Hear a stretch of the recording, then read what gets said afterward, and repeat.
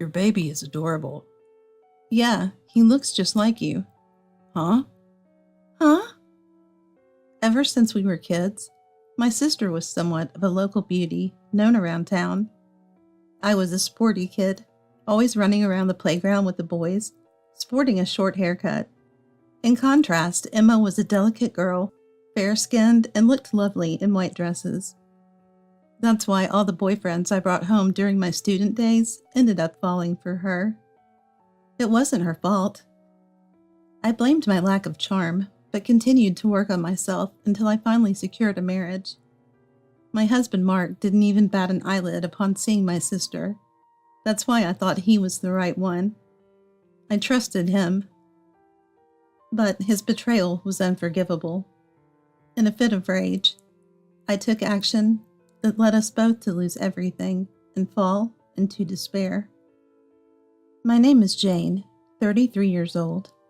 I married Mark, who's 2 years older than me, 3 years ago, and now we live together. Ever since I was young, I dreamed of being a homemaker once I got married. However, after graduating from college and joining a company with supportive supervisors and adorable, honest colleagues, I found the work environment comfortable and fulfilling. So even after marriage, I continued to work full-time. Mark was supportive of my career. Let's both do household chores whenever we can, okay? He was very cooperative in the beginning. Yes, in the beginning. Mark had lived with his parents until we got married.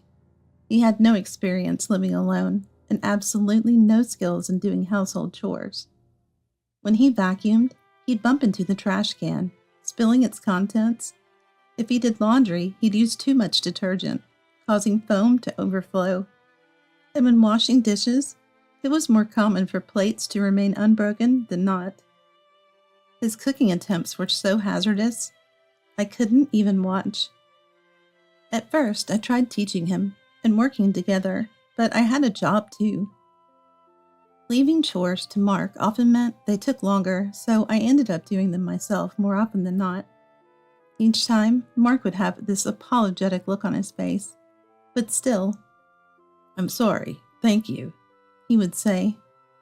I don't even remember when it became the norm, but now cleaning, laundry, dishwashing, and cooking, all these tasks fell on me. The only thing left for Mark was taking out the trash, and even then, I was the one who had to gather it. Despite working full-time, sometimes I just couldn't manage everything. But whenever I asked Mark for help, he would visibly show his displeasure. "You do everything faster than I would." "But you can at least help by putting away the laundry, right?" Today, after a whole day of work, I came home to find Mark lounging on the sofa, watching TV. Our workplaces have similar leaving times, but his is closer to home, so he usually gets back before me. The laundry I hung out in the morning was still out there, and the breakfast dishes were left in the sink. I had no time to clean them this morning, and it seemed Mark hadn't even noticed. First, I dealt with the dishes, then started preparing dinner. All this time, Mark just watched TV. That's why I asked him to help with the laundry, but he didn't want to. Taking the clothes off the hangers and folding them, such a simple task. Yet he said he couldn't do it. Or rather, he didn't want to because it was a hassle. "I don't know all the specifics about how you fold clothes." "I can teach you, and it's not a big deal anyway. As long as they're properly stored in the closet, I'm fine with anything." I had a ton of tasks at work today. Really tired, you know. Normally it's no big deal, but today I'm just especially exhausted." "It's okay, I'll do it." "Really? Well, I think it's faster if you do it."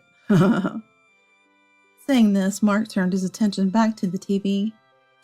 And here I am, tired from a busy day at work. Now Mark doesn't even bother to say sorry or thank you anymore. What happened to our initial promise of sharing household chores? Even if it means a greater burden on me, isn't it reasonable to at least want some words of gratitude? Sighing quietly, I continued preparing dinner in a resigned manner. Mark's attitude seems to be getting worse day by day. Not doing any housework seems a given to him now, and he's been going out alone more often on his days off. Whenever I suggest that we should go out just the two of us, "I've already made plans to go golfing with my boss that day," or "a colleague wants to discuss some work stuff," are the typical responses, with his schedule always seeming to be full. Mark, at 35, and without any particular position, honestly doesn't make a very good salary. I accidentally saw his payslip once, and it was considerably less than mine. But the fact that he's often invited out by his boss and colleagues probably means he's well regarded. I understand the importance of networking and relationships in a job. That's why when he uses these as reasons, it's hard for me to ask him to prioritize me. And I don't have the courage to quit my job and become a full-time homemaker to make time for us. In the midst of all this, 3 years of our marriage have passed. I've always wanted children soon after getting married. My feelings haven't changed, and even after marrying Mark, I brought up the topic of having children several times. However, Mark expressed that he still values our time together and wasn't very enthusiastic about actively trying for a baby. While Mark had expressed the desire to cherish our time together, it seemed contradictory when he often spent his holidays going out alone, which left me feeling confused and disappointed. I decided to approach the topic of having children sooner, but Mark's response was evasive, leaving me unsure about his true intentions. Maybe he doesn't really like kids. This thought made me feel a bit down. But I know that a change of scenery is important during such times. I was thinking of maybe going to see a movie when I received a message. It was from my older sister, Emma, 2 years my senior. She wanted to meet and talk about something. Thinking that meeting my sister after so long would be refreshing, I readily agreed. The next day, we arranged to meet at a cafe near the station. Emma arrived a little later than the planned time, and she took a seat in front of me. "Sorry I'm late. It's been a while. How have you been?" "I'm good. And you?" "I'm doing well, too." Saying that, Emma laughed and said, "Sorry for calling you out of the blue today," Emma said. She furrowed her eyebrows and continued, "No, I'm happy to see you, too, after a while. Actually, there's something I need to tell you about, Jane." "What is it?" "I'm pregnant." "What?" I exclaimed so loudly that I quickly covered my mouth with both hands, remembering that we were in a cafe. Emma laughed at my reaction. "You're too surprised." She laughed and said, "Well, of course I am. Wait, you had a boyfriend? I had no idea." As I muttered this, Emma's expression turned slightly troubled. "Actually, I'm not married yet." "What?" "There are some complications with the father." Emma said this with a disheartened slump of her shoulders. Emma has always been somewhat of a local beauty, well known around town. In contrast, I was the sporty type, always with a short haircut, actively running around the playground with boys. She was the dainty one, with her pale skin and fragile figure, looking adorable in a white dress. Now, she was working as a temp, moving between various jobs. She used to laugh off not becoming a full-time employee, saying it was to avoid workplace romances and the drama they bring. Maybe it had something to do with that. "But you're happy about the baby, right?" Tentatively, I asked her, and Emma laughed, nodding. "Of course." I nodded in response. It was unclear what the exact situation was, but Emma seemed to have decided to become a single mother. "Jane, will you support me?" Regardless of the circumstances, if Emma wanted this child, there was only one thing I could say. "Of course I will. Congratulations." Emma smiled with relief when I said this. "I hope you'll have a baby soon, too, Jane." I was struggling with that very issue, but I couldn't bring myself to say that to Emma, who looked so happy. "Yeah, hopefully." I just smiled vaguely and said, When I got home that day, I immediately told Mark about Emma. My sister is pregnant. Oh, really? We'll have to bring a gift when the baby's born. I had thought this was big news, but Mark's reaction was more nonchalant than I expected. He must know that Emma isn't married yet, but he didn't seem interested in asking about the father or anything else. Maybe he really isn't interested in kids. Unable to talk to Emma about it either, the unease inside me only grew. Time passed, and then I received a message from Emma. The baby was born safely. When I told Mark, his response was just as simple as before. She mentioned that she had received a message. Oh, is that so? It was just a simple message, she said. Thinking that maybe seeing the baby would make him want one too, I suggested. Shouldn't we visit my sister to see how she's doing? I asked. She's going to be in the hospital for a while longer, and I'd love to see the baby soon and bring a gift for the birth. Ah, right. I can make it this Saturday. Really? I'll let my sister know. So, after getting Emma's okay, Mark and I planned to visit her on Saturday with a gift to celebrate the birth. The next day, as I was about to search for gift ideas on my phone, I realized the battery was dead. My laptop was left at work, so I decided to use Mark's computer, which was in the bedroom. I thought about asking Mark first, but he seemed to be dozing off on the sofa while watching TV. Figuring it was just a quick search, I went straight to the bedroom. When I turned on the computer, something surprising caught my eye. An app must have been set to auto-start because, without touching anything, a folder of messages popped open. What I saw was the latest exchange of messages. All of them between Emma and Mark. What? Why? It was natural for Emma and Mark to have contact, since she's my sister and he's my husband. But why were they communicating so frequently? Curious, I opened the latest exchange to read it. Congratulations on the birth. Really sorry I couldn't be there. So I'm a dad now, huh? Thank you. The baby came out more easily than I thought. I can't wait for you, his dad, to meet him. What is this? I couldn't believe it. It made no sense. Sorry, I couldn't be there. I'm a dad now? In this context, it seems like Emma's child may appear to be Mark's child. Frantically, I scrolled through their previous messages. Told Jane about the pregnancy today. That's so mean. That was the day Emma told me she was pregnant. I'm pregnant, probably from when we met last time. Really? That's amazing. So happy. And this message, probably from when Emma found out she was pregnant. I'll come over today, too. Told Jane I have golf with my boss. Okay, how about we try that restaurant we talked about last time? As I scrolled further back, the messages between my sister and my husband were too intimate to be just between in-laws. Their relationship seemed to have started soon after Mark and I got married. I felt a mix of rage and despair trembling in my hands. I can't believe this. Somehow I managed to think clearly about what needed to be done next.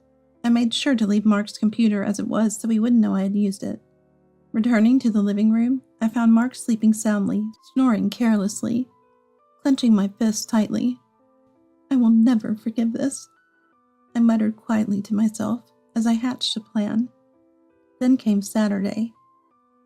Mark and I went to the hospital where Emma was staying. She looked surprisingly well. She had an easy delivery, didn't she? Trying hard to keep up a smile. Despite feeling bitter, I managed to appear cheerful. In Emma's arms, the newborn baby slept peacefully. The child was innocent in all this. That's why even the baby's adorableness felt hateful to me. I glanced at Mark. Seeing him looking at the baby so happily, I was filled with rage. The baby's cute, isn't he?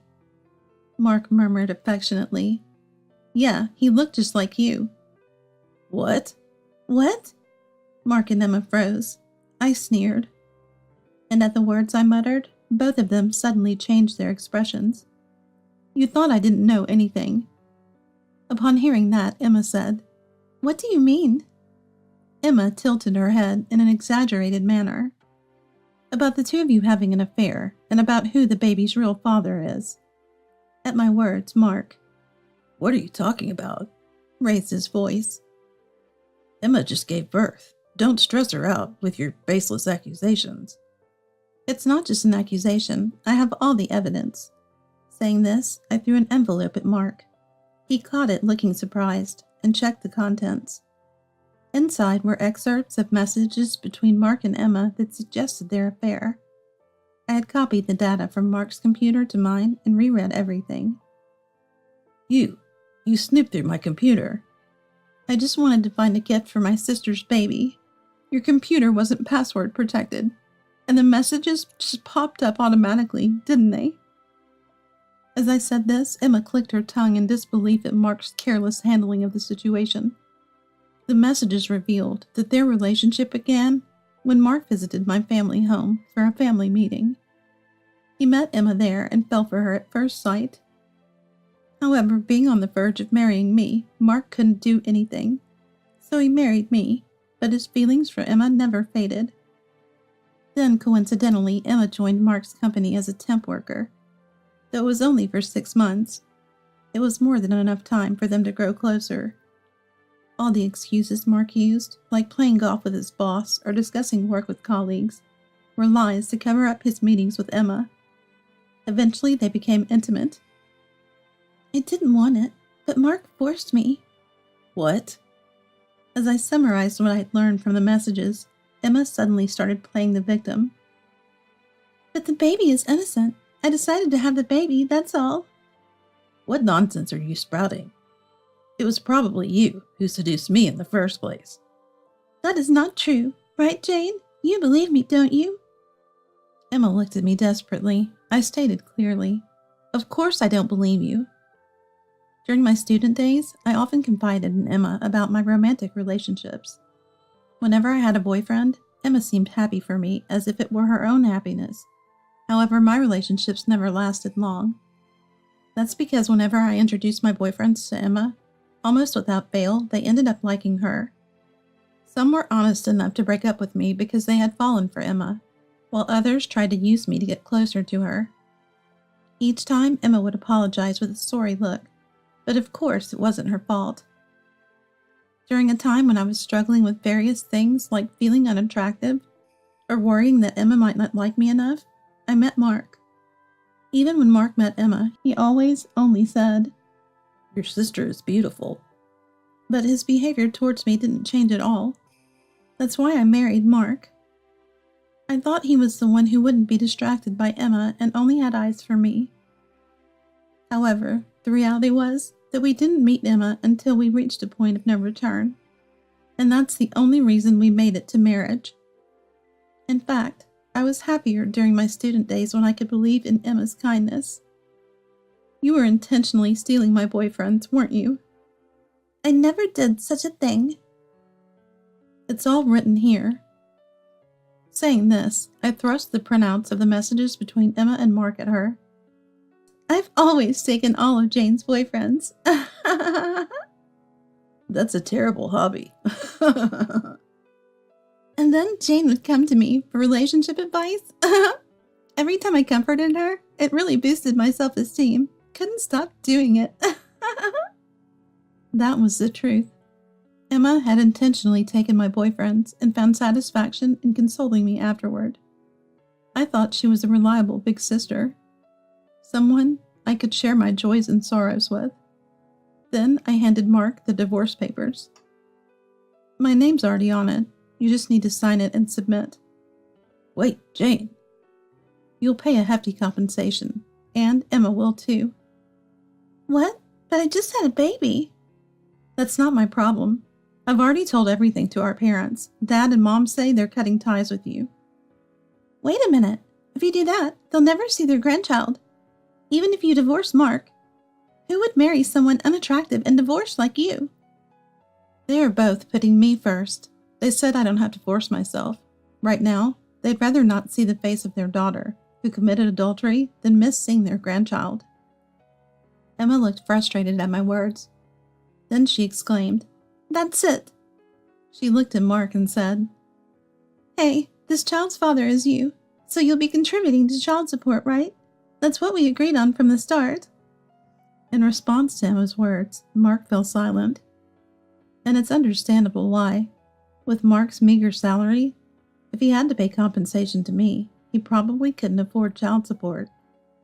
He must have assumed that as long as this affair remained hidden, he could rely on my income for living expenses.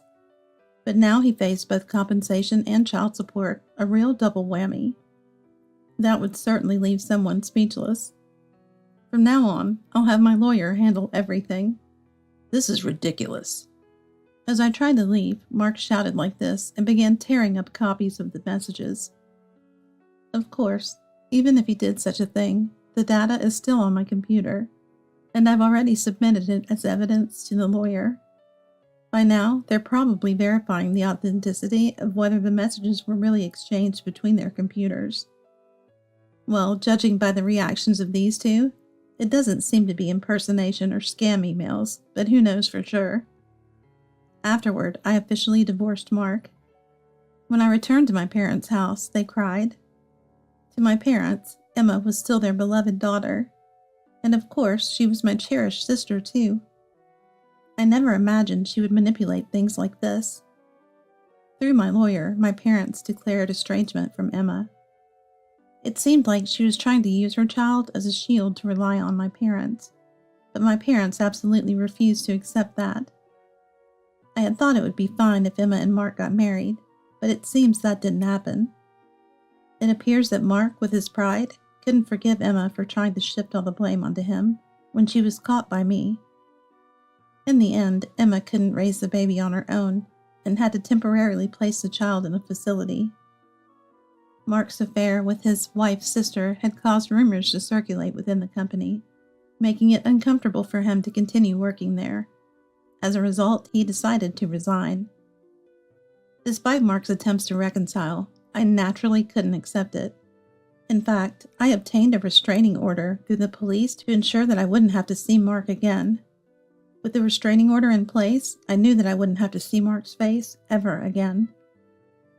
On the other hand, I became even more dedicated to my work. Initially, there were many concerns, but as I threw myself into my job, my colleagues saw my determination, and it boosted morale. It seems our sales have significantly increased. I'm done with marriage, but happiness isn't just about that. I'm committed to a fulfilling job. I have a trustworthy boss, reliable colleagues, and kind parents. Right now, I feel more than content. I hope these peaceful days continue.